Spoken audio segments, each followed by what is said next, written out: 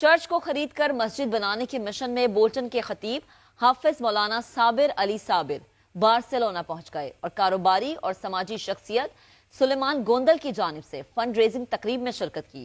समा बार्सिलोना के नुमाइंदे कमर फारूक तफसीलात बता रहे हैं।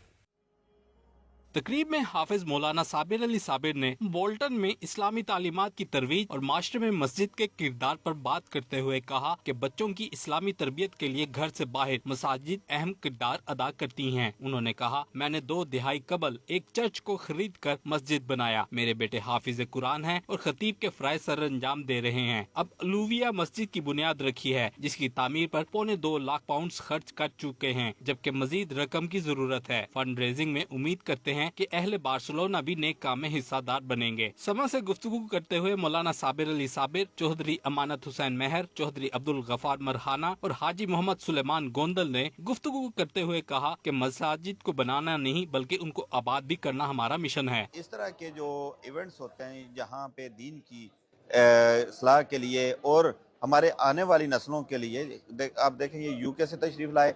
यूके में हमारी कम्युनिटी जो है इस वक्त 3rd जनरेशन चल रही है और वहाँ पे हमारे इदारे भी हैं और हमारी भी कोशिश है कि इंशाल्लाह इसी तरह जैसे यूके में इदारे हैं, जैसे ऐसे लगता है कि आप मस्जिद में जाएं, मदरसे में, जैसे आप पाकिस्तान में हैं, तो हमारी यही ख्वाहिश भी है और कोशिश भी है कि यही चीज़ें हम इंशाल्लाह बार्सिलोना स्पेन में भी इसी तरह सेम हो जिस तरह के यूके में है। हमारे दोस्त सारे आए थे जिस मकसद के लिए अल्लाह ताला उनको कामयाब करे। बोल्टन एक मस्जिद बन रही है यूके में और उसकी वजह से हम सब दोस्तों ने मिलके जो फंड दिया है, तो बहुत बहुत शुक्रिया सब दोस्तों का जिन्होंने ये सारी फंड दिया है। तो अल्लाह ताला इनका वो कबूल करे। आज हम बार्सिलोना में अपने भाई हाजी मोहम्मद सुलेमान गोंदल साहब की दावत पर आए थे और इन्होंने हमारा बेमिसाल इस्तकबाल किया और दोस्त अहबाब को दावत दी। बहुत सारे दोस्त, मैं सबके नाम यहाँ नहीं ले सकता, वो शामिल हुए, तशरीफ़ लाए, उन्होंने इज़्ज़त अफ़ज़ाई की और जिस मकसद के लिए हम आए थे उस मकसद में उन्होंने भरपूर ताउन किया। जिन हज़रात ने ताउन किया मैं उनका भी शुक्रगुज़ार हूँ और भाई सुलेमान साहब का, डॉक्टर साहब का और दीगर हज़रात जितने भी हैं उन सब का इंतहाई मशकूर हूँ।